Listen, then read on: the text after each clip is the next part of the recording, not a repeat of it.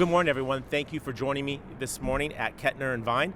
I'm joined today with City Council Member Stephen Whitburn, City staff leaders Christina Peralta, Christina Bibler. We got more than that. We got Lucy, we got Karen, we got Monica.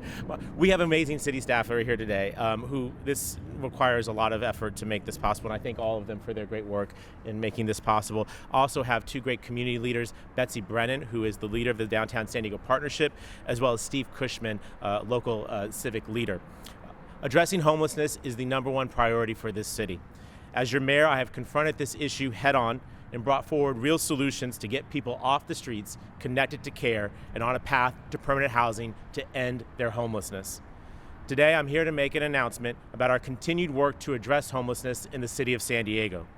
Specifically, I'm announcing my administration's plan to create the city of San Diego's largest ever homeless shelter for people experiencing homelessness that will have capacity for up to 1,000 people to get off the streets and connected to care. That's correct, 1,000 people off the streets, connected to care, and on a path to permanent homelessness, on a path to permanent housing to end their homelessness.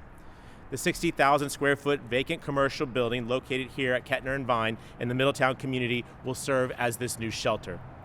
Like all other city shelters, it will include on-site security, meals, housing navigation, and case management. We will be adding showers and restrooms, a commercial kitchen, laundry facilities, dining and recreation areas in order to meet the needs of the residents who will stay here.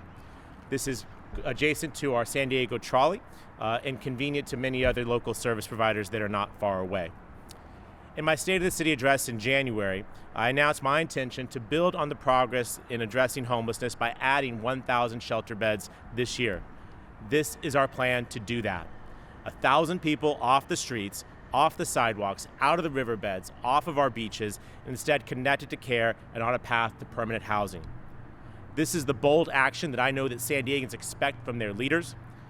My administration, with the help of our city council, has doubled the number of options for people to come in off the streets, and this is an extension and a continuation of that effort. San Diegans are right to expect that we keep our foot on their gas, and this is what we are doing. On April 18th, my administration will present this proposal to the City Council's Land Use and Housing Committee to enter into a 35-year agreement to lease this vacant commercial building and convert it into a full-service homelessness shelter. This site has the potential of serving as the greatest opportunity to address one of our toughest challenges facing San Diego. Now, with this announcement, I know many of you will ask about the future of H Barracks located near the San Diego International Airport. H Barracks is still moving forward.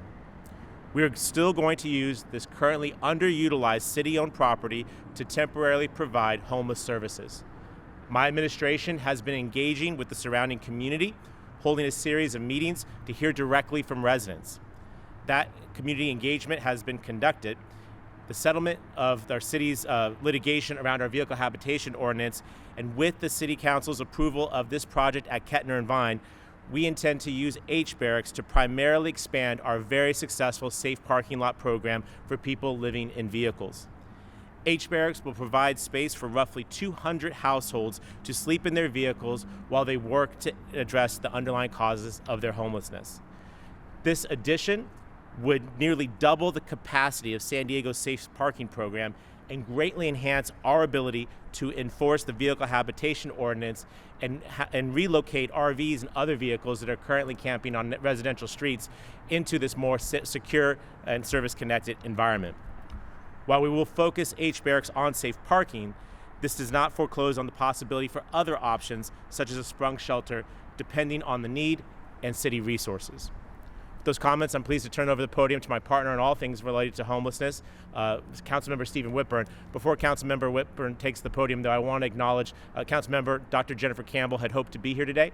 She's not in town, and so she's not able to join us, but I appreciate her coordination on this particular effort. We are in Council District 2. We're immediately adjacent to District 3, but both council members have been very helpful on our homelessness efforts, so I'm pleased to turn the podium over to Councilmember Whitburn.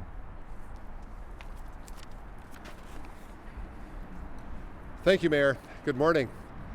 This is great news for our neighborhoods. We will see fewer encampments on our sidewalks, and people who are experiencing homelessness will benefit from a safer and healthier place where they can begin to get back on their feet. A shelter with this many beds is a game changer. It will allow us to keep making progress toward helping people get off the streets, helping clearing encampments, and helping reducing street homelessness in our city. When we passed the ordinance prohibiting encampments on public property last year, we promised that we would provide more safer and healthier places for people to go. We are keeping that promise. We opened 2 safe sleeping sites that have helped hundreds of people get off the streets and into safer and healthier places. And when this shelter opens, we will be helping over 1,000 more. Mayor Gloria, thank you for keeping that promise, and thank you for handling this homelessness crisis the way it should have been handled many years ago. I also want to thank our city staff. They are the talent and the expertise behind the scenes who bring these projects to life. And this shelter will be full of life. There will be a full kitchen that will be providing prepared meals to the people who are staying here. There will be an outdoor play area for people's pets that they are welcome to bring to this location. There will be supportive services on site for people. There will be case managers here that will help connect people to housing. It is close to a transit line, which will help people get back and forth to other services and other appointments that they may have in the community. We are turning the tide on homelessness, and this new location will play an important role in that success. Thank you, Mayor. Thank you, Councilmember Whitburn. So again, this facility here at Kettner and Vine, along with H Barracks, are a part of my comprehensive approach to homelessness, starting, of course, with prevention, outreach, shelter, housing, enforcement, mental health and substance abuse treatment, and we're not done yet. We're going to continue to push to make sure that folks who are living on our streets can get off the streets and get underway to get back to being housed. This is difficult work, but we're not afraid of doing hard work in San Diego. We're in fact doing that work, and this is the latest iteration of that. As your mayor, I am committed to doing absolutely everything I can and to leave no stone unturned in order to get people off of our streets. That is what we've done, and that is what we're going to be doing with this new facility and with H Barracks. With those comments, I'm happy to take a couple questions, or we're happy to do one-on-ones, whatever you all prefer.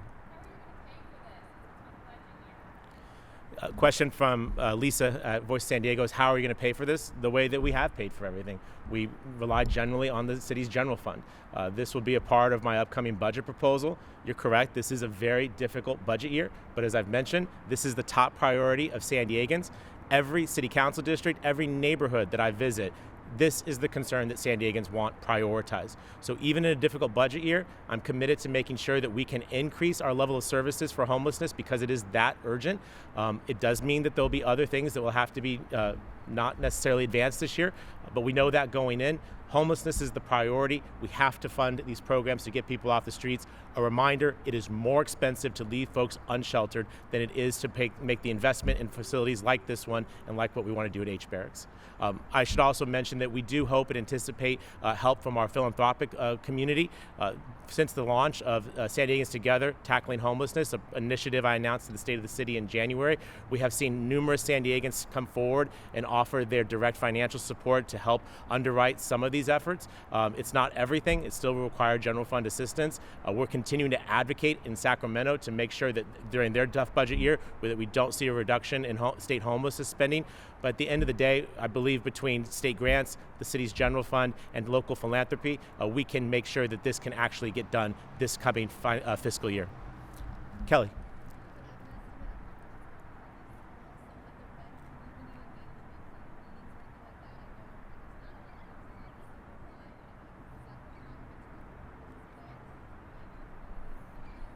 So my office has been informing folks. We've been working with the council districts, and obviously there'll be more to come. As I mentioned, the City Council committee meeting is a public hearing. Eventually this would have to go before the full City Council on the lease agreement, as well as the budget process. So there will be multiple iterations and opportunities for public hearings for folks. But you're correct. When you look at this particular location, we are not directly next to residential. What we do have actually is another large homeless shelter just up the street. Veterans Villages of San Diego has been operating in this community successfully for many, many years. That has been a city-funded effort. It has been extremely successful. I expect the same result results here.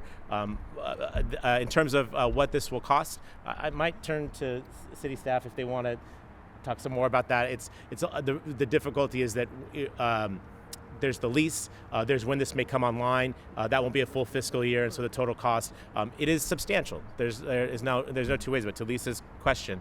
But again, the cost of inaction is more when you see homeless individuals relying upon our EMS system for their health care, cycling in and out of jails, the need for public sanitation services to clean sidewalks where there are encampments. Those costs add up. They're never necessarily quantified as a line item in the city budget. This one will be, but the difference is this will be less expensive, and this will actually help address the underlying causes of their homelessness and actually end it for good. Other folks? Yes, ma'am.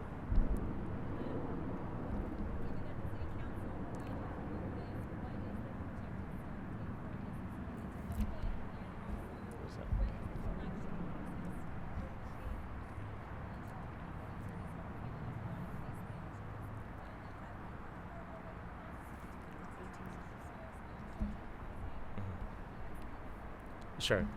Early 25 is what we would think, right? Yeah. For the TIs. So in terms of timeline, if all is approved, and obviously we have to explain this to the city council and to the general public, you have a committee hearing in April, hopefully full council shortly thereafter, then adopt the city budget, and then get underway.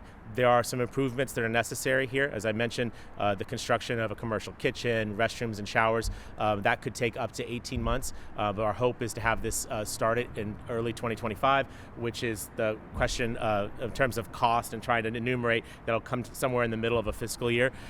This building, and it's sort of deceptive. I know you're sitting there saying 1,000 people. Yeah. What we have are two smaller areas above that may be suitable for families. There are smaller spaces that may work better for a certain population, and then a very, very large floor down here that could hold hundreds and hundreds of bunk beds. So you were asking about coordinated intake. Well, this will follow the normal process. This is not a walk-up situation. Our shelters don't operate that way. Folks are asked to interact with our coordinated outreach teams. Folks like the Downtown San Diego Partnership does a great job of contacting folks every single day and then making sure they get to the right shelter environment. A reminder, we have in addition to expanding our shelter options, we've diversified our portfolio as well. So now we have women-only shelters, senior-only shelters, LGBTQ youth shelters, congregate, non-congregate, domestic violence shelters. So when a street outreach individual makes contact with a person, our expectation is that they direct them to the shelter that is best suited for their needs. The benefit of Kettner and Vine is the size of this capacity and the ability to maybe diversify even on site our offerings to make sure that we're addressing the underlying needs of that individual's homelessness. Mm-hmm.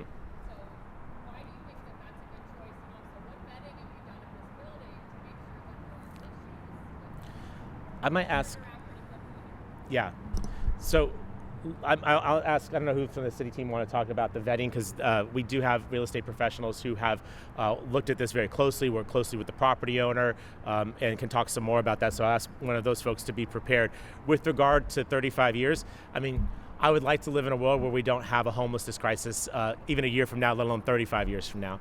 But I think that if we are successful in increasing the amount of housing that we're building in our community, addressing more specifically substance use and mental health disorder, and this issue is not as acute as it is, this facility is very flexible and I believe could be repurposed to something else if we are in a fortunate position to not necessarily need it for sheltering services. That said, many of our other shelters, as you well know, are in more precarious positions. They're not necessarily in permanent locations. And so, this will give us a base of 1,000 beds that we will have to be able, that we can rely on for decades to come while we work to make sure that we maintain what we have. I want to be clear, this is an additional 1,000 beds.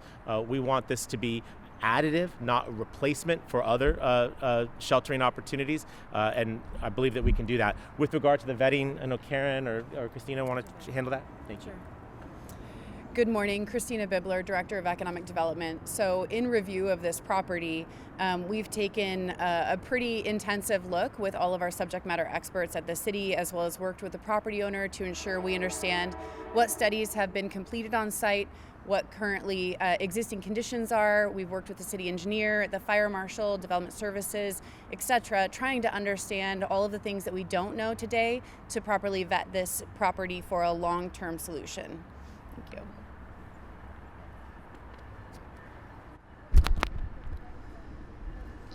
Yeah.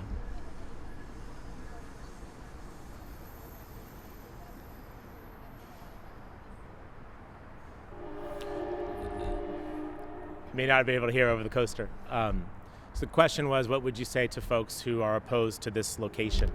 What I would say is that it is more unacceptable to have people living on our sidewalks, which is absolutely the case in this neighborhood right now. Just driving here this morning, I saw multiple people along the streets around this area who are currently encamping on the sidewalk. And we have to know that that's just not acceptable. This is superior to that reality. And what we must do is bring these folks into care. I don't think a single San Diegan, no matter if you embrace a particular shelter location or another, is okay with people living on the streets. And so this is better, it is safer, it's more hygienic, it costs taxpayers less. And for all those reasons, this is superior notion. The last thing I would say is I've lived this before. I have built a lot of shelters in my time as a city council member and as a mayor. In every one of these instances, yes, there are a group, usually a small group of folks who are concerned about change and have some fears that I understand. Those are understandable. Almost to a case, in every one of the instances, those voices at the beginning of the process fade away by the end of the process because the concerns that they have are addressed, and the reality, once the shelter is operating, is not what they anticipated. In fact, just up the road a bit, we have a different veteran shelter, the Aspire Center on San Diego Avenue. When I was a city council member, that was a very, very controversial project. The community was very concerned because it's immediately adjacent, directly across the street from an elementary school. We authorized that shelter to move forward, and I can tell you here, years and years later, probably more than 10 years later, there are no problems there. These facilities can peacefully coexist with other uses in the neighborhood, but what's superior about Kettner and Vine is there is no immediate residential facilities. What you have is generally industrial commercial properties. You have it immediately adjacent to our public transit system and not far away from some of our biggest service providers, but many of those service providers will be here. So long-winded answer to your question, but it is a serious one. I understand people's concerns and fears about change, but what I've seen time and again is those fears are never come to pass. Really what these become are enhancing to the community, and the status quo of people living on this street up here right now is unacceptable. And it is far better to get them in here where they will be safe, connected to services, and ultimately can end their homelessness.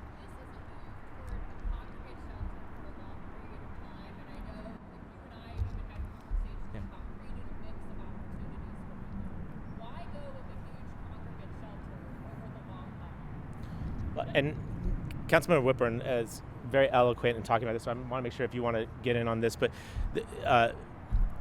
we have to have a variety of options. We have added non-congregate options, but congregate options are sometimes better for certain groups of folks.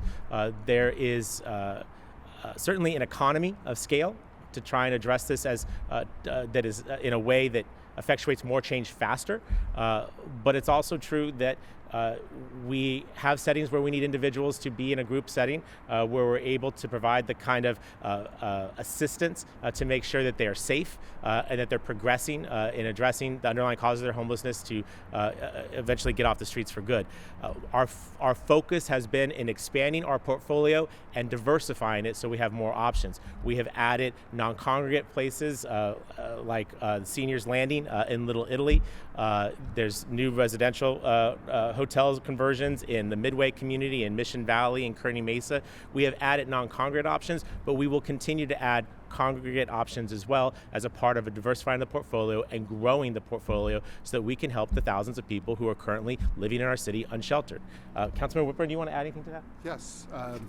Well, the mayor said it very well, but Lisa, you yourself have reported on the number of people waiting in line at the Navigation Center in East Village, waiting to get into a shelter, waiting for a shelter bed. With a shelter of this size, with 1,000 beds, people will not have to wait to get into a shelter in the way they have to today. This is a game changer. This will allow people to get into a shelter And as the mayor said, we need a variety of different solutions. There's not just one solution. This will give us a lot of indoor shelter beds for people who prefer to be in a setting with other people in their situation. We have non-congregate shelter beds that we've been opening with greater and greater regularity in San Diego. We've opened 2 safe sleeping sites. Hundreds of people, more than 700 people have taken advantage of those safe sleeping sites by now. And of course, the ultimate solution is to make sure that we have enough housing that everybody can afford. And we are building more housing in San Diego today, including affordable housing, than we have in years. It is a multi-pronged solution, and this city is doing all of it. And I'm very optimistic about the future in addressing the situation.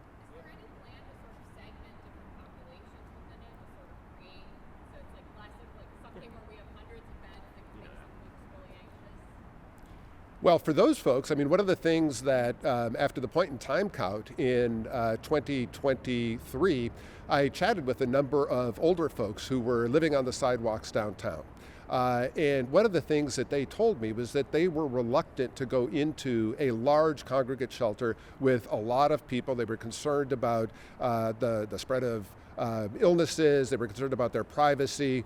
And after another of conversations with civic leaders like Steve Cushman, like Betsy Brennan with the Downtown San Diego Partnership, and after a trip to Denver where I viewed the success of their safe sleeping program there, we decided to bring that forward to San Diego. And we have done so. We've opened 2 safe sleeping sites. They've been a tremendous success.